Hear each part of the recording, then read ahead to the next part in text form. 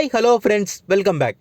இன்றைக்கி நம்ம சேனக்கிழங்க வச்சு எல்லாருக்கும் ரொம்ப பிடிச்ச வறுவல் எப்படி செய்யலாம் தான் பார்க்க போகிறோம். சேனக்கிழங்க வச்சு நிறைய விதமாக நம்ம வறுவல் பண்ணலாம். இன்றைக்கி நம்ம ஒரு விதமாக நம்ம பண்ண போகிறோம். ரொம்ப டேஸ்ட்டாக இருக்கும், ரொம்ப சிம்பிளாக பண்ணிடலாம். கண்டிப்பாக ஃபுல் வீடியோ பார்த்து ட்ரை பண்ணி பாருங்கள். இப்போ இந்த சேனக்கிழங்க வறுவல் செய்கிறதுக்கு நான் ஒரு சேனக்கிழங்கு எடுத்துக்கிட்டேன். இதோட வெயிட் பார்த்துக்கிட்டிங்கன்னா கிட்டத்தட்ட நம்மளுக்கு 3/4 கிலோ இருக்கும். நம்மளுக்கு இந்த வெயிட்டு நம்ம எடுத்துருக்க சேனக்கிழங்குல ஃபஸ்ட்டு அந்த தோல் பகுதி எல்லாத்தையுமே நல்லா நம்ம சீச்சு எடுக்கணும். அதனால் எல்லா தோல் பகுதியுமே நீங்கள் நல்லா சீச்சு எடுத்துக்கோங்க.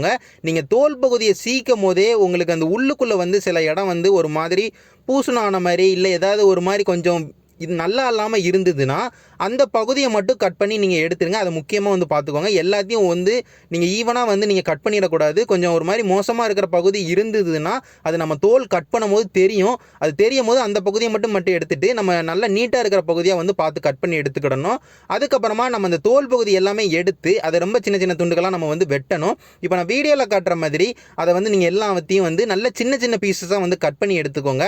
நம்ம வறுவல் பண்ணும் போது நம்மளுக்கு வேக வைக்கிறதுக்காக இருக்கட்டும், வறுவலுக்கு எடுத்து சாப்பிட்றதுக்காக இருக்கட்டும், ஓரளவுக்கு சின்ன துண்டுகளாக இருந்தால் தான் நல்லாயிருக்கும்.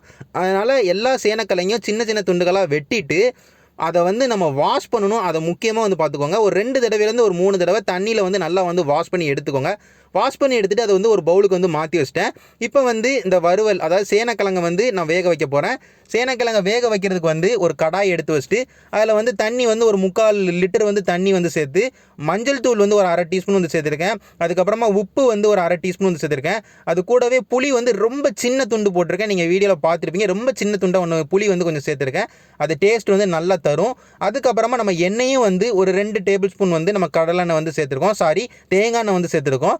2 டேபிள் ஸ்பூன் தேங்காய் எண்ணெய் சேர்த்து நல்லா மிக்ஸ் பண்ணி விட்டு நம்மளுக்கு நல்லா மிக்ஸ் ஆகி கொதி வர ஆரம்பிச்சக்கப்புறமா நம்ம வாஷ் பண்ணி வச்ச சேனக்கிழங்கு சேர்த்துக்கிட்டேன். சேனக்கிழங்கு வாஷ் பண்ணி சேருங்க. நான் முக்கியமாக சொல்கிறேன், ஏன்னா அது பூமிக்கு அடியிலேருந்து வரதுனால மண் நிறையா இருக்கும். அதனால் நம்ம வாஷ் பண்ணி அந்த தண்ணியில் சேர்த்து நம்ம கொதிக்க விடுறோம். தண்ணியில் கொதிக்க விடுறது பார்த்துக்கிட்டிங்கன்னா நம்ம ஃபுல்லாக வேக வச்சிடக்கூடாது. சேனக்கிழங்கு வேகிறதுக்கு ரொம்ப நேரம்லாம் ஆகாது.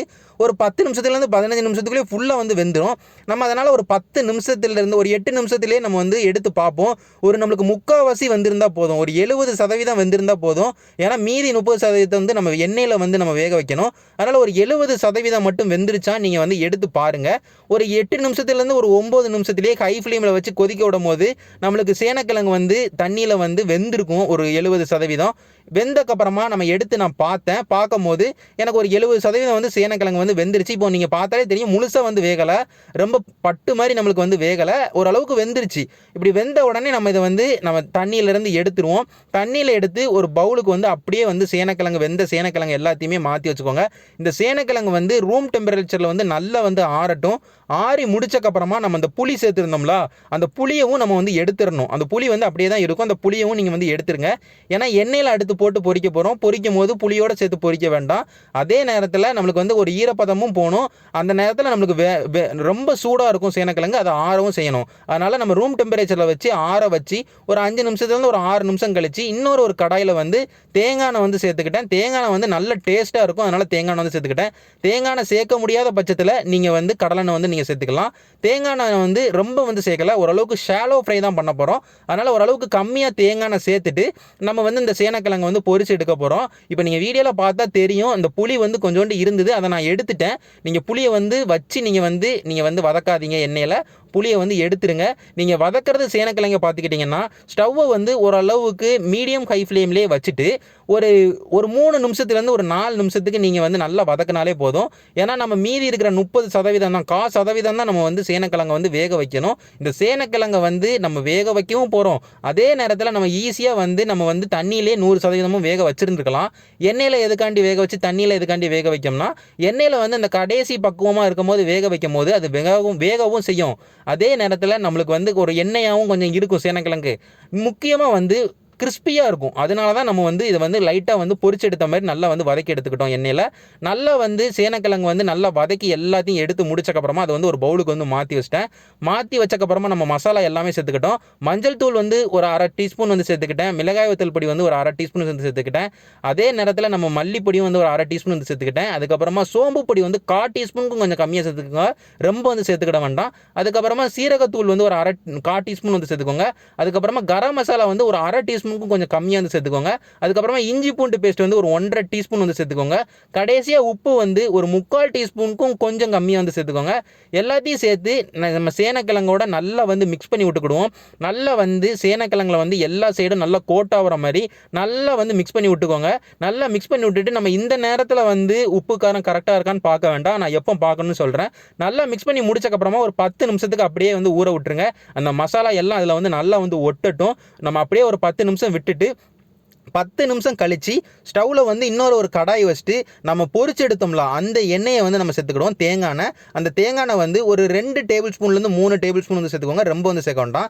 ஒரு 2 டேபிள் ஸ்பூன்லேருந்து 3 டேபிள் ஸ்பூன் தேங்காய் சேர்த்து எண்ணெய் வந்து லைட்டாக சூடாக ஆரம்பிச்சக்கப்புறமா நம்ம ஏற்கனவே மேரினேட் பண்ணி வச்ச இந்த சேனக்கிழங்கு, அதாவது மசாலா தடவி வச்ச சேனக்கிழங்கை வந்து இந்த எண்ணெயில் வந்து வதக்குறோம். ஸ்டவ்வை வந்து லோ ஃப்ளேமில் வச்சு வதக்குறோம். இந்த எண்ணெய் எல்லாமே நல்லா வந்து வத்துற அளவுக்கு, இந்த சேனக்கிழங்கை வந்து நல்லா குடிக்கிற அளவுக்கு, நல்லா ஒட்டுற அளவுக்கு நல்லா வந்து வதக்கி விடுவோம். நல்லா வந்து எண்ணெய் வந்து ஊத்துனதே தெரியாத அளவுக்கு நம்மளுக்கு வந்து நல்லா வந்து வதங்கிருச்சு அப்படிங்கிற பட்சத்தில் அதுக்கப்புறமா ஒரு 2 டேபிள் ஸ்பூன் வந்து எண்ணெய் சேர்த்து திரும்ப வந்து வதக்கணும். இது வந்து முக்கியமாக வந்து பார்த்துக்கோங்க. எதுக்காண்டி மொத்தமாக நீங்கள் சேர்த்துக்கலாம்னு சொல்லலாம். வறுவலை பொறுத்த வரைக்கும் நீங்கள் கொஞ்சம் கொஞ்சமாக வந்து நீங்கள் எண்ணெய் சேர்த்து வதக்கும் போது அது எண்ணெயை குடிச்சு எண்ணெயில் வந்து வறுபட்டு ரொம்ப நல்ல டேஸ்ட்டுக்கு வந்து மாறும். நான் முதல்ல வந்து எண்ணெயை ஊற்றி வதக்கியிருக்கேன். அதுக்கப்புறமா லைட்டாக வந்து ஒரு 2 டேபிள் ஸ்பூன் எண்ணெயை ஊற்றி வதக்கியிருக்கேன். அதுக்கப்புறமா தண்ணி நான் ஊற்றி ஒரு 2 டேபிள் ஸ்பூன் மட்டும் தண்ணி ஊற்றி திரும்ப வந்து வதக்கியிருக்கேன். ஏன்னா நம்மளுக்கு மசாலாவோட பச்சை வாசனை வந்து போய் ராஸ்மெல் போய் நல்ல ஒரு டேஸ்ட்டுக்கு வந்து மசாலா வந்து மாறணும். நம்ம தண்ணி ஊற்றி ஒரு 1 நிமிஷத்துலேருந்து 2 நிமிஷத்துக்கு வதக்கினக்கு அப்புறமா நம்ம உப்பு காரம் கரெக்டாக இருக்கான்னு பார்த்தோம். உப்பு காரம் கரெக்டாக இருக்கான்னு பார்த்ததில் வந்து எனக்கு எல்லாமே கொஞ்சம் கம்மியாக இருக்கிற மாதிரி தான் இருந்தது. அதனால் நான் மீதி இருந்த எல்லாத்தையுமே நான் வந்து சேர்த்துக்கிட்டேன். அதாவது நம்ம சேர்த்த எல்லாத்துலேயுமே வந்து ஒரு 1/4 டீஸ்பூனுக்கு கம்மியாக வந்து சேர்த்துக்கிட்டேன். அதாவது முதல்ல நம்ம சேர்த்ததில் வந்து நம்ம இஞ்சி பூண்டு பேஸ்ட்டை தவிர்த்து, சோம்பு பொடியை தவிர்த்து, மஞ்சள் தூள், அதுக்கப்புறமா உப்பு, அதுக்கப்புறமா மிளகாய் வத்தல் பொடி, அதுக்கப்புறமா கரம் மசாலா, அதுக்கப்புறமா சீரகத்தூள் எல்லாமே வந்து ஒரு 1/4 டீஸ்பூனுக்கு கம்மியாக வந்து கடைசி டச்சிங் பண்ணுற மாதிரி நம்ம வந்து சேர்த்துக்கிட்டோம். சேர்த்து நல்லா வந்து மிக்ஸ் பண்ணி விட்டுக்கோங்க.